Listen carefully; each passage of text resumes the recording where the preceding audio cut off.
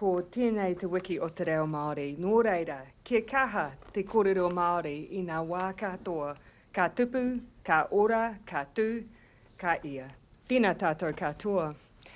This week is Te Wiki o Te Reo Māori, Māori Language Week. And this year is extra special as we mark the 50th anniversary of the Māori language petition. While we have more to do, I want to acknowledge all those who have championed Te Reo Māori over many years.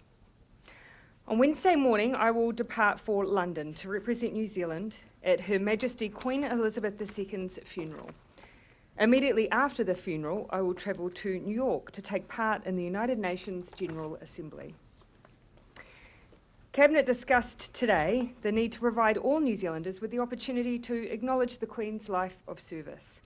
While people may choose to do that in their own way, there will be a national memorial held on Monday, the 26th of September. And as was announced this afternoon, this will be accompanied by a one-off national holiday that same day. This, I hope, will be a chance to acknowledge a lifetime of service to New Zealand by Queen Elizabeth II, but also mark the new chapter which we now enter. Now to other decisions finalised by Cabinet today. Today, 927 days into this pandemic, we've reached a major milestone in our journey with COVID-19. Today, Cabinet has determined that based on public health advice, we are able to remove the traffic light system and with that decision, claim back the certainty we have all lost over the last 3 years. Before I get into the details of today's announcement, a short reflection. When we moved into our first lockdown, our objective was simple: to save lives and livelihoods. And while the information in front of us changed as much as the virus, that has been our constant. I'm sure there will be many who over the years will pore over the details of every nation's response, including ours. They'll certainly measure the outcomes in different ways, but when you look at countries of our size and compare them, they'll find the tragic loss, for instance, of 15,500 people in Scotland and less than 2,000 in New Zealand. There is no question thousands of lives have been saved by the efforts of Kiwis, by the efforts of iwi and Māori health providers, by Pacifica organisations, aged care providers, businesses looking after their workers, schools looking after their learners, and the sacrifices of New Zealanders separated from loved ones. This pandemic was never one to be taken on alone, and it never was. And so today I say again to everyone from the bottom of my heart, thank you. But now is the time to move forward without the extraordinary measures we have previously used, and with the certainty that we have all missed. And we can do this with confidence that our actions have successfully managed cases down. Our COVID numbers are currently at the lowest levels we have had since February 2022. The most recent health advice tells us that with cases and hospitalisations reducing, our population well vaccinated, and expanded access to antiviral medicines, that New Zealand is in a position to take its next significant step in COVID management. Therefore, Cabinet has concluded that from midnight tonight, we will remove the COVID-19 protection framework, or the traffic light system, and make a number of other changes to our settings, focusing for the most part on just 2 tools. Let me run you through these changes. First, you will no longer be required by government to wear a mask anywhere except in healthcare settings like hospitals, GPs, pharmacies, and aged residential care facilities. Some places, such as workplaces, special events or marae, they may ask you to wear a mask. This will be at their discretion, but no longer a government requirement. Because masks are still an effective tool for reducing the spread of COVID and other respiratory illnesses, we'll continue to supply them for free when picking up rats and in many other sites. The Ministry of Health will also continue to provide guidance on mask use and will continue to encourage them in confined places such as public transport or when visiting vulnerable people.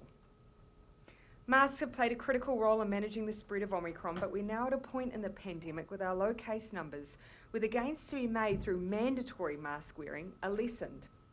We do not want to ask more of you than the evidence tells us we should.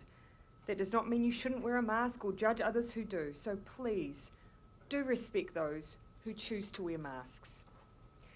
The second change is that only those who test positive for COVID-19 will need to isolate for 7 days. The 7-day isolation period for household contacts will end as of midnight tonight. This is a substantial change.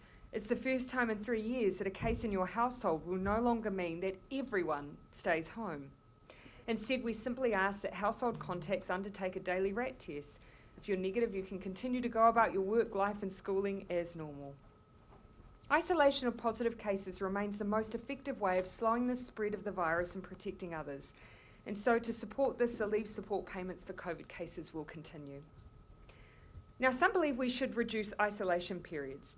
Evidence shows that removing or moving down to a 5-day isolation period could result in 15 to 20% more cases being released while infectious, which would in turn increase hospitalisations.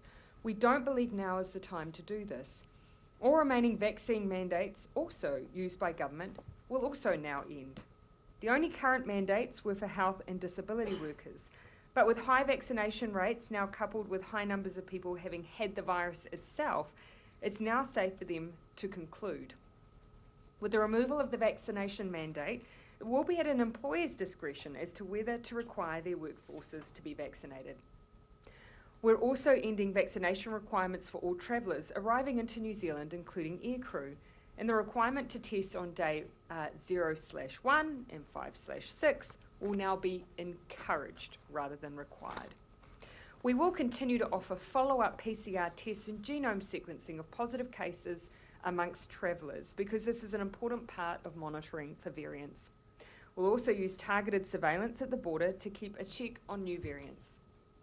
We currently have 70,000 arrivals a week and growing, but to date we aren't seeing any related uptick in community cases.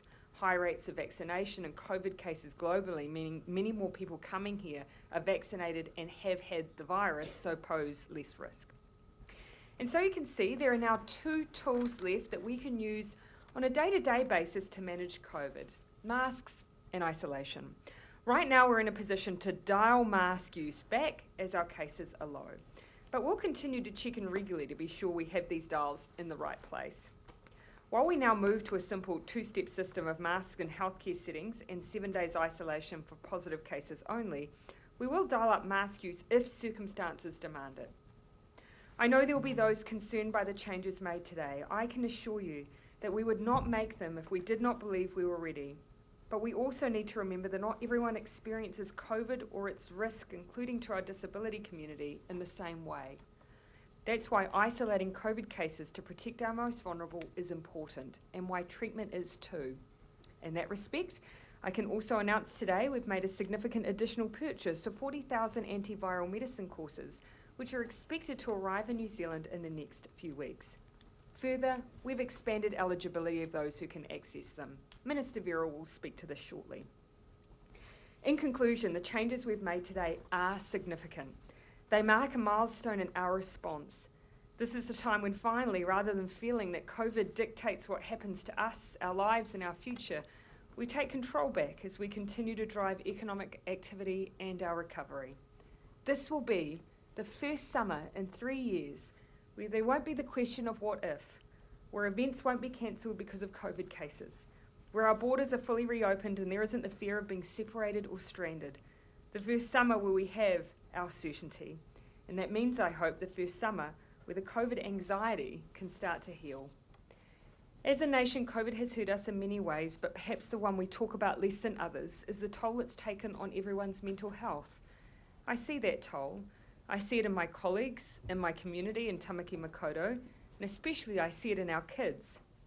I don't want people's well-being to be the price of COVID, but it is going to take a concerted effort from us as government and others for that not to be the case. And so while the worst of the pandemic in many ways is over, now is the time for us to keep tackling what it left behind, and I believe we can. Now, COVID took our ability to, for a time, to interact face-to-face. It forced us to innovate, and one of the byproducts is that we now have some of the most advanced mental health tools in the world. They are evidence-based and they work. And so today, alongside giving people back the certainty they crave, we also ensure there is support they can rely on, day or night. The government has taken a number of steps to improve mental wellbeing support, like investing in the development of primary mental health and addiction services and apps. A quick reminder of just two of those for anyone who may need them. One is Groove, formerly Metamea, which was co-founded by Sir John Kirwan and aims to support people 19 years and older with day-to-day mental well-being, as well as at times of stress and distress. The second is Habits, a messenger chat box platform co-designed with young people by Auckland University aimed at 12 to 18-year-olds. It supports interactive chat sessions. These supports sit alongside wider in-person supports in GPs, universities, marae and other community settings. Wherever people are most comfortable is where we want to be. To finish, a quick reflection. Last week I went back and read the statement I made here from the podium when we first went into lockdown. I wanted to share a line that stood out to me. Quote, "For the next wee while, things will look worse before they look better." It turned out to be true.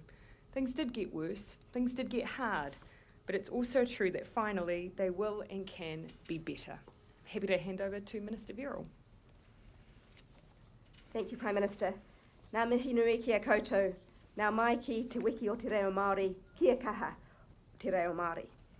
Thanks to the hard work of New Zealanders in following restrictions, we have succeeded in avoiding the devastation caused by the pandemic overseas. Now is the right time to remove the COVID protection framework and take a new approach to managing COVID-19.